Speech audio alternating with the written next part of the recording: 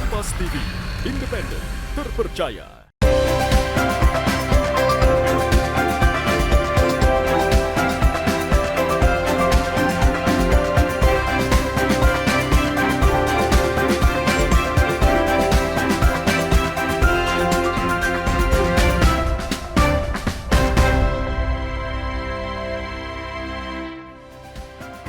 Selamat pagi saudara, apa kabar Anda hari ini? Senang sekali saya, Linda Wirawan, dapat kembali menjumpai Anda di program Sapa Nusantara edisi kali ini. Seperti biasa kami akan menghadirkan beragam perbincangan penting dan menarik untuk menemani aktivitas Anda di pagi hari ini.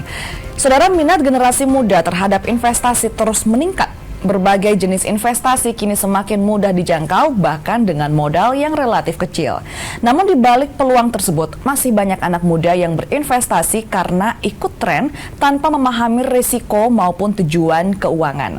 Lalu bagaimana cara memulai investasi yang cerdas dan aman? Hal ini akan kita bahas bersama dengan narasumber kita, ada Bapak Abdul Muthalib Hamid, selaku seorang akademisi dan juga pengamat ekonomi dari Universitas Muhammadiyah Makassar. Selamat pagi Bapak. Selamat pagi. Bagaimana kabarnya hari ini, Pak? Alhamdulillah baik sekali. Baik sekali, Pak. Kita akan ngobrol banyak, Pak, soal investasi, terutama untuk para pemula di luar sana yang kemudian ingin mengamankan aset mereka. Tapi sebelum itu, Pak Abdul, bagaimana kemudian Anda melihat anak muda yang berada dalam usia produktif yang tertarik dengan investasi? Pandangan Anda seperti apa? Ya, jadi berbeda di zaman saya.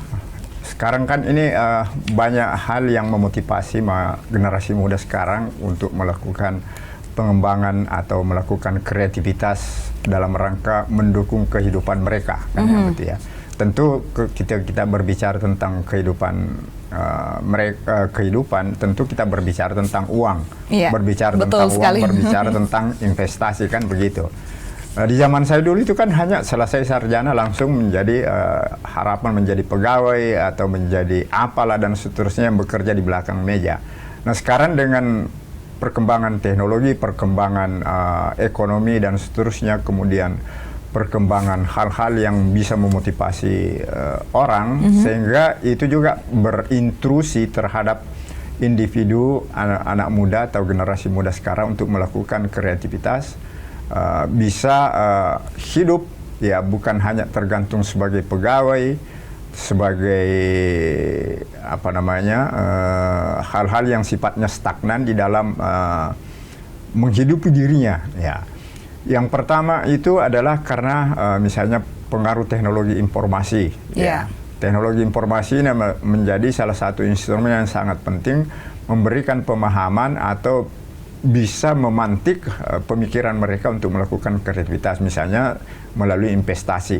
Investasi ini ada dua, dalam bentuk keuangan, dalam bentuk fisik, terusnya itu ya. Itu perbedaannya seperti apa, Pak, keuangan? Ya, jadi kalau keuangan itu misalnya kita berinvestasi dalam bentuk saham, ya, dalam bentuk saham atau kertas berharga yang sekarang kan trennya agak menurun. Itu karena pengaruh keadaan ekonomi sekarang. Banyak orang melihat atau pengamat ekonomi mengatakan banyak sekarang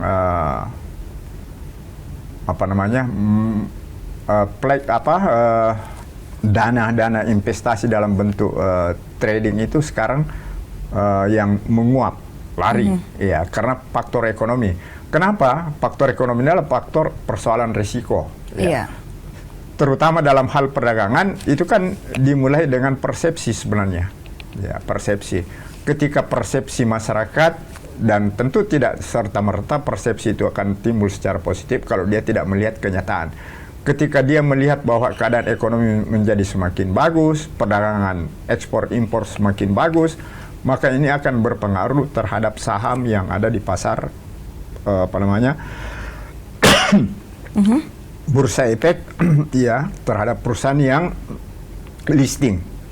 Sehingga ketika itu menjadi positif dalam pemikiran mereka, maka harga sahamnya akan menjadi naik. Dan itu orang berbondong-bondong akan membeli seperti itu. Walaupun di dalam pada sisi lain, ketika orang mau berinvestasi, kita akan membeli saham ketika harga saham itu turun. Ya, tapi ketika kita mau misalnya untung atau mau menjual, ketika harga saham itu naik, sehingga ada keuntungan yang bisa kita peroleh. Baik, itu salah satu jenis dari investasi keuangan, Pak ya. Untuk investasi fisik seperti apa, Bapak? Ya, investasi fisik misalnya kan seperti ini. Salah satu saya berikan contoh, misalnya kita di kampus ya, ada beberapa teman-teman dosen kita melakukan kerjasama yang masih muda-muda, gitu ya. Ya, yang selama ini kan kita berpersepsi kita hidup dari gaji, tunjangan dosen dan seterusnya, ya honor dan seterusnya. Sekarang kita coba bagaimana menambah dari apa yang sudah ada. Nah, kita buka usaha dalam bentuk misalnya usaha penerbitan. Nah, penerbitan apa? Tentu berkaitan dengan misalnya persepsi atau opini yang banyak berkembang di masyarakat bahwa dosen itu kan berkaitan dengan misalnya jurnal, penerbitan buku dan seterusnya, kita buat itu medianya. Sehingga dengan demikian ini kan memerlukan misalnya instrumen, alat-alat untuk mendukung usaha ini ya. Misalnya ada kantornya, kemudian ada tenaga pemikir, ada tenaga reviewer dan seterusnya, itu kan fisik semua. Itu semua termasuk dalam investasi fisik, Pak ya? Fisik, kalau untuk emas dan properti masuk investasi mana? Iya, emas dan properti juga fisik. Ya, bisa seperti itu. Ya, jadi kalau investasi kan kalau kita bagi dua ada dalam bentuk stagnan kan begitu investasinya. Ya, biasanya kalau bentuk stagnan itu resikonya rendah. Ya, tapi kalau investasinya itu misalnya dinamis, itu resiko juga tinggi kan begitu. Tetapi ada pakar yang mengatakan bahwa kalau Anda tidak mau mengambil resiko, ya jangan berbisnis kan begitu. Jangan berinvestasi karena memang resikonya hanya ada dua itu. Kalau bukan untung pasti rugi kan seperti itu. Baik. Pak, bagaimana kemudian Anda menjelaskan kepada para pemirsa apa perbedaan mendasar antara menabung dan juga berinvestasi? Ya. Jadi sesungguhnya menabung itu juga sebenarnya berinvestasi, cuman dia sifatnya stagnan. Ya, resikonya rendah. Ya, kemudian berinvestasi ya tadi. Ya, berinvestasi itu kan melakukan secara dinamis kegiatan seperti itu. Jadi kalau saya bisa katakan berinvestasi itu melakukan sesuatu. Ya, termasuk diantaranya adalah membuat perencanaan, kemudian mengeksekusi perencanaan itu dan seterusnya. Kemudian objeknya apa yang diinvestasi? Misalnya membangun kontraktor dan seterusnya, kan begitu ya. Kemudian misalnya membangun usaha-usaha yang lain, itu kan investasi juga semua. Ya. Membeli emas, menabung, deposito dan seterusnya, itu juga adalah investasi sebenarnya. Cuman sifatnya adalah investasi yang sifatnya stagnan, tidak dinamis. Resikonya rendah. Ya. Kalau misalnya berinvestasi dalam misalnya pembelian saham, ya, kemudian kertas-kertas berharga, surat-surat berharga yang lain, itu juga sebenarnya hampir sama dengan menabung, hampir sama dengan misalnya bentuk investasi yang lain itu, tapi dia punya risiko tinggi. Oleh karena itu misalnya kalau dalam bentuk investasi trading misalnya peragangan saham misalnya itu kita harus selalu melakukan evaluasi setiap saat, mengikuti perkembangan harga yang penyebab yang menyebabkan harga itu menjadi naik, menjadi turun dan seterusnya. Jadi itu ada masing-masing dinamisasi yang terjadi yang harus dilakukan dalam setiap bentuk atau model investasi yang dilakukan. Jadi ada resiko masing-masing dalam setiap instrumen investasi, Pak ya? Itu yang harus dievaluasi terus. Yang harus selalu dievaluasi. Kita juga akan ngobrol banyak mengenai kapan saat yang tepat untuk seseorang berinvestasi, terutama untuk pemula. Namun kita jeda sejenak, saudara tetap bersama kami di Sapa Nusantara.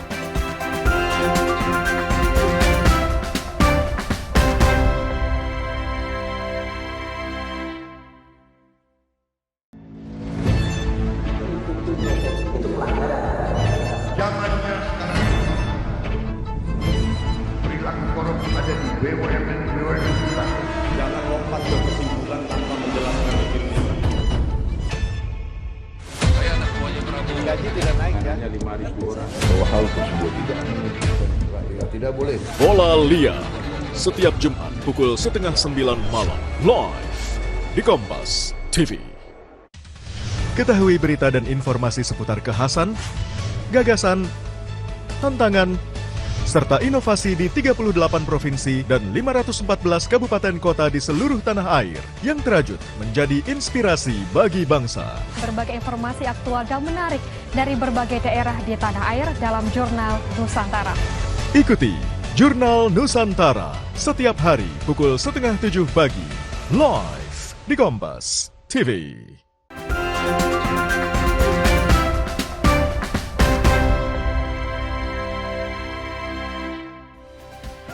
Terima kasih saudara, Anda masih bersama kami di Sapa Nusantara. Kita masih bersama dengan Abdul Muthalib Hamid selaku akademisi dan juga pengamat ekonomi dari Universitas Muhammadiyah. Pak Muthalib, tadi kita ngobrol banyak soal jenis-jenis investasi, ada investasi keuangan, ada investasi fisik. Tapi sebenarnya setelah kita punya pengetahuan soal jenis-jenis investasi, kapan waktu yang tepat untuk seorang pemula memutuskan, oke, saya akan berinvestasi? Ya, ketika kita akan start melakukan investasi, baik itu pemula maupun yang misalnya yang sudah berjalan, tetap harus memperhitungkan risiko. Ketika kita berbicara tentang risiko, tentu ada perencanaan. Bagi pemula misalnya, tentu harus, yang sekarang kan ini banyak diangkat dalam judul disertasi, judul tesis, ya, dan seterusnya, maupun skripsi, itu tentang literasi. Literasi investasi. Iya, literasi investasi. Terutama ya lebih luasnya adalah literasi keuangan. Penting sekali karena di situ kita akan belajar bagaimana membuat suatu perencanaan, kapan dan di mana kita harus melakukan investasi, kesesuaian dan keinginan kita melakukan investasi, kemudian risiko yang timbul, itu semua ada di dalam literasi. Misalnya ketika berbicara tentang risiko, dalam kaitan dengan perencanaan kita harus tahu ya yang disebut dengan teori manajemen keuangan, yang disebut dengan WACC, kemudian payback period dan seterusnya, kemudian profitabilitas indeks. Ini adalah ilmu-ilmu yang harus dipahami oleh orang yang akan melakukan investasi. Menurut Anda di Indonesia sudah paham tidak dengan literasi keuangan? Saya kira secara umum kita bisa katakan itu paham yang disebut dengan literasi keuangan. Karena kadang-kadang kan begini, kita tidak sadar atau tidak sadar, kita sebenarnya kita sudah bisa memahami yang disebut dengan literasi keuangan itu. Cuman kalau ketika kita akan mengaplikasikan, kadang-kadang kita sulit melakukan akumulasi, membuat struktur, memanfaatkan apa yang kita sudah pahami secara tidak sadar itu di dalam melakukan investasi. Oke, jadi literasi keuangannya paham, tapi untuk menerapkan manajemen keuangannya itu masih kurang menurut Anda untuk anak-anak muda sekarang? Iya. Oleh karena itu menurut saya di samping literasi secara autodidak misalnya, perlu juga kita secara formal. Oleh karena itu misalnya ketika kita akan berinvestasi melalui saham, ada ilmunya, ada sekarang lembaga-lembaga yang memberikan edukasi terhadap itu, bagaimana kita sesungguhnya berinvestasi itu. Untuk Anda sekarang bisa dikatakan bagaimana kemudian manajemen keuangan yang tepat sebelum kita terjun dalam dunia investasi? Ya, paling tidak harus pahami ada 5. Ya, ada 5 teori, ada 5 formulasi yang harus kita pahami secara normatif. Kemudian yang kedua adalah kita sudah harus punya basic education, pemahaman tentang itu.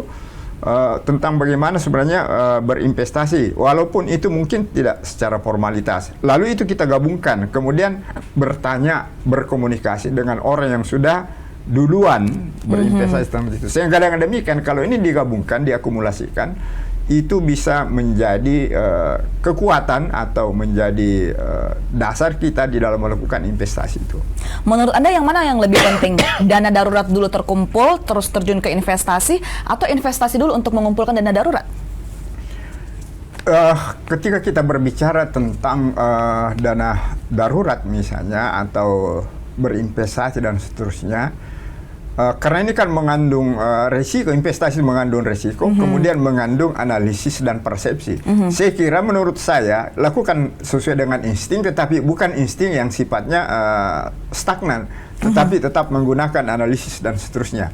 Kalau saya mau berinvestasi, berinvestasi saja, kan begitu. Walaupun dana darurat belum terkumpul? Iya, walaupun seperti itu. Karena sesungguhnya melakukan bisnis termasuk investasi itu tidak akan jalan kalau ketika kita akan berpretensi bahwa nanti setelah ada uang bisnis itu bisa jalan. bisnis itu jalan ketika ada kemauan sesungguhnya. Ketika ada kemauan yang sesungguhnya. Oke, kalau kita coba lebih merakyat gitu ya Pak ya, kita berbicara mengenai masyarakat, tentunya semua orang itu ingin berinvestasi, tapi terkendala di anggaran, di dana, itu menurut Anda seperti apa? Itu menurut saya model seperti itu adalah konvensional. Kecuali kalau investasinya itu adalah, kalau kita bagi dua bisnis ini adalah bisnis yang sifatnya padat modal dan bisnis adalah padat karya. Nah, itu kalau padat modal memang harus siapkan anggaran. Harus disiapkan anggaran. Pak ya. Tetapi kalau misalnya padat karya, investasi padat karya atau investasi yang lain relatif misalnya, itu tidak perlu terlalu memikirkan yang namanya anggaran yang maksimal, optimal untuk kita melakukan investasi. Contoh investasi padat karya seperti apa Pak? Ya jadi misalnya kan begini, kita melakukan investasi, ada usaha misalnya kontraktor, ya pemerintah misalnya menggelontorkan anggaran, ya, anggaran pembangunan jalan. Nah, pemerintah mungkin berpikir bekerja sama dengan masyarakat, kalau ini dikerjakan oleh kontraktor besar, maka ini kan dananya, anggarannya atau keuntungannya hanya pada perusahaan besar. Tapi kalau dipadat karyakan menggunakan tenaga, ya walaupun sifatnya itu kan lambat nanti proses kerjanya, maka kita lakukan itu dengan padat karya. Padat karya menggunakan tenaga banyak, sehingga ini persoalan ekonomi, persoalan pemerataan ekonomi pada pekerjaan itu akan jauh lebih banyak dibandingkan dengan dikerjakan oleh satu organisasi. Oke, itu tadi contoh investasi untuk padat karya ya, Pak Muthalib ya. Nah, kita kembali ke investasi perseorangan misalnya. Nah, bagaimana kemudian Anda tadi mengatakan bahwa gunakan insting saja dalam kemudian berinvestasi ya. Entah itu kemudian karena kita bisa ketahui setiap investasi punya risikonya masing-masing. Nah, tapi bagaimana Anda melihat dengan fenomena FOMO, fear of missing out? Bagaimana kemudian semua anak muda berlomba-lomba untuk terjun di investasi, itu hal yang positif atau hal yang negatif, Pak? Saya kira kalau kita melihat secara secara keseluruhan, itu menurut saya ketika semangat itu ada, ya saya kira itu perlu kita respon dan itu berdampak. Cuman memang saran saya kepada anak-anak muda yang akan melakukan investasi itu tadi kembali kepada literasi dirimu dulu, ya apakah secara secara individual atau melalui lembaga, ya lembaga yang tersedia seperti itu. Karena tadi itu harus selalu hati-hati bahwa bisnis itu adalah resiko. Karena sekarang di dunia digital media sosial, Pak, seberapa besar menurut Anda influencer itu mempengaruhi anak-anak muda dalam berinvestasi? Saya kira secara umum bisa dikatakan ada kecenderungan seperti itu. Ada kecenderungan seperti itu. Itulah sebabnya mungkin hampir setiap perguruan tinggi sekarang ini menyiapkan lembaga-lembaga investasi ya yang bisa menampung minat dan keinginan daripada mahasiswa, termasuk orang luar, termasuk dosen-dosen yang akan berinvestasi seperti itu. Nah, kenapa bisa begitu? Karena lembaga ini kan bisa berkomunikasi dengan owners dari perusahaan yang ada di pasar saham misalnya seperti itu. Dia menjadi fasilitas, sehingga dengan demikian memudahkan orang melakukan investasi, termasuk orang-orang yang misalnya sekedar melihat teman berinvestasi, dia ikut-ikutan seperti itu. Tapi apapun itu, sesungguhnya ketika berinvestasi ya dengan menggunakan cara yang stagnan, didahului dengan perencanaan yang bagus, itu resikonya rendah kan seperti itu. Resikonya rendah. Nah, kalau kita berbicara mengenai resiko untuk para investor pemula, apa sebenarnya kesalahan yang paling sering mereka lakukan? Yang pertama adalah ketika dia tidak belajar tentang bagaimana memanage keuangannya, kan seperti itu. Ketika dia booming di dalam memperoleh keuntungan, apa yang mereka dapatkan, keuntungan itu digunakan bukan untuk dikembalikan return, ya return of payment misalnya kan, return of margin misalnya, tetapi mereka melakukan belanja. Sehingga dengan demikian keuntungan ini menjadi tergerus, bahkan lambat laun tergerus menjadi masuk pada modal kan seperti itu. Nah, itu artinya perencanaan mereka, kemudian penggunaan insting dalam mengevaluasi bisnis yang mereka lakukan itu tidak lakukan. Itu sesungguhnya. Jadi intinya itu adalah faktor psikologis. Faktor psikologis, insting tadi ya yang Anda katakan Pak Muthalib ya. Kita juga akan membahas mengenai bagaimana kemudian teknik jangan menaruh telur dalam satu keranjang Pak ya untuk para investor pemula. Namun kita akan jeda sejenak, saudara tetap bersama kami di Sapa Nusantara.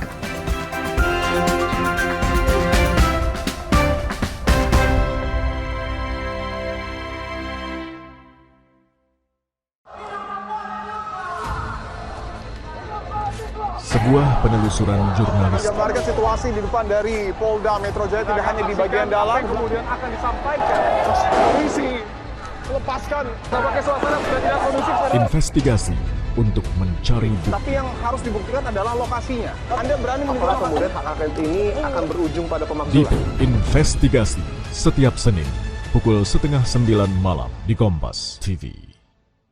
Awali hari dengan sejumlah informasi terpilih. Seorang pengendara ojek online terluka parah. Usai motor yang melintasi jalan berlubang di Jakarta, longsor membuat 6 titik di Jalan Trans Papua putus total. Menjadi referensi menjalani aktivitas di pagi hari. Singapura menyebut sopir penabrak sudah ditetapkan sebagai tersangka. Dan duka cita mendalam atas meninggalnya siswa sekolah kejuruan yang mengalami kecelakaan. Kompas Pagi, setiap hari pukul 4:30 pagi, live di Kompas TV.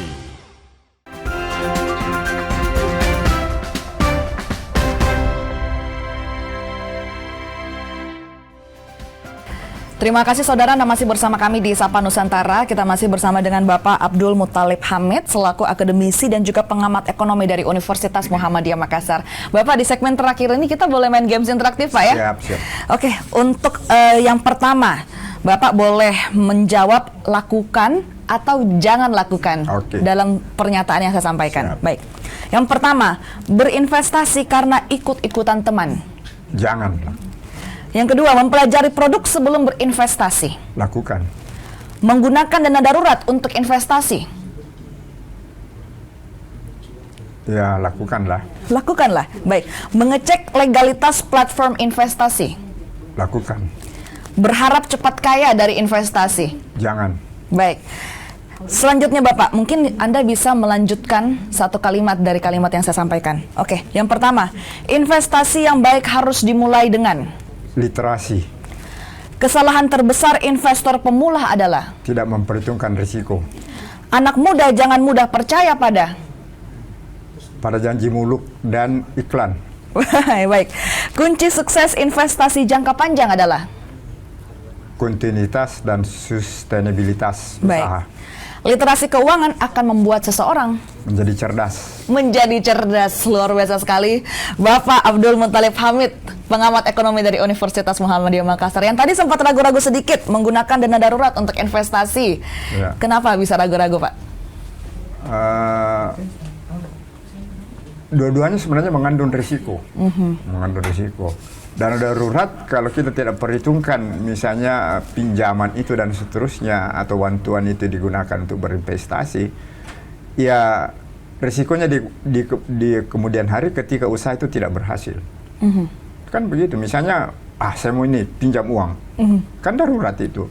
Tetapi tiba-tiba ada masalah yang terjadi pada usaha itu menyebabkan return of investment-nya kan tidak kembali.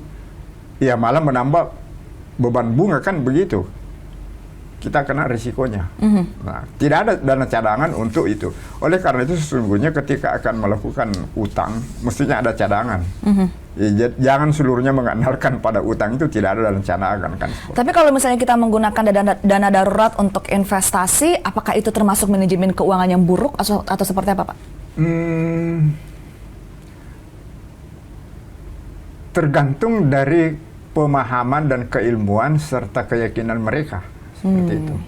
Karena ini kan darurat itu kan disebabkan karena faktor keterpaksaan. Betul. Kan begitu, terpaksaan.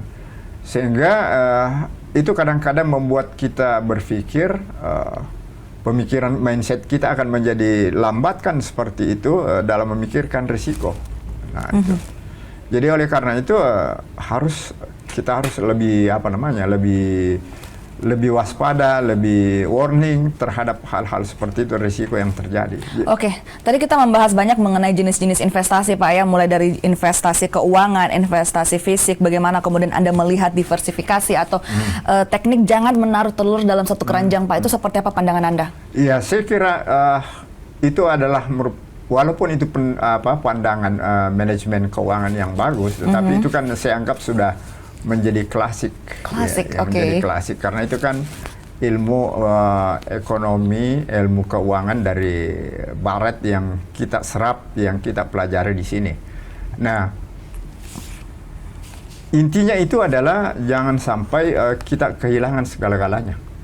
Ya, menaruh telur dalam satu tempat, ya secara keseluruhan, ketika dia jatuh kan habis sudah. Ya, tetapi kalau kita melakukan diversifikasi, melakukan diferensiasi terhadap tempat dan investasi yang kita lakukan, itu ketika ada yang satu berisiko, yang lain masih kita ada harapkan seperti itu. Nah, sesungguhnya model-model seperti ini kan orang-orang tua kita dulu itu sudah melakukan pemikiran seperti itu. Klasik, Pak, ya? Iya. Yeah. Jadi apakah kemudian itu masih bisa diterapkan lagi di zaman now, di zaman sekarang, atau seperti apa? Masih saya kira tetap seperti itu, karena boleh saya kata walaupun itu adalah bukan ilmu alam, ya, tetapi dia sifatnya sudah stagnan dan yang menjadi fix, ya, bagi pemikiran-pemikiran ekonomi di dalam melakukan investasi dengan memperhitungkan risiko-risiko secara kumulatif. Ya. Baik, tadi Anda katakan dalam game seringan kita tadi bahwa kunci sukses investasi jangka panjang adalah konsisten, seperti itu, Pak, ya. Ini boleh dijelaskan lebih lanjut, Pak? Ya, jadi konsisten, ya. Jadi misalnya jangan pernah berhenti melakukan pengelolaan usaha itu sampai kapanpun. Karena ada pepatah juga mengatakan ini, walaupun ini bukan ilmu manajemen keuangan, dia katakan ketika kamu memulai usaha itu jangan pernah berhenti dan teruslah seperti itu, jangan berpindah-pindah. Cuman tetap harus memperhatikan risiko. Ketika misalnya risiko ekonomi, inflasi tinggi, kemudian daya beli misalnya masyarakat, minat masyarakat untuk membeli produk dan seterusnya menyebabkan itu menjadi turun, maka mungkin produk yang dihasilkan, investasi yang kita hasilkan itu kita juga harus misalnya lakukan skala prioritas. Ya, tadinya misalnya kita berinvestasi dengan uang pada satu produk atau pada satu investasi usaha itu misalnya 10 miliar, keadaan ekonomi tidak bagus, ya jangan simpan di situ.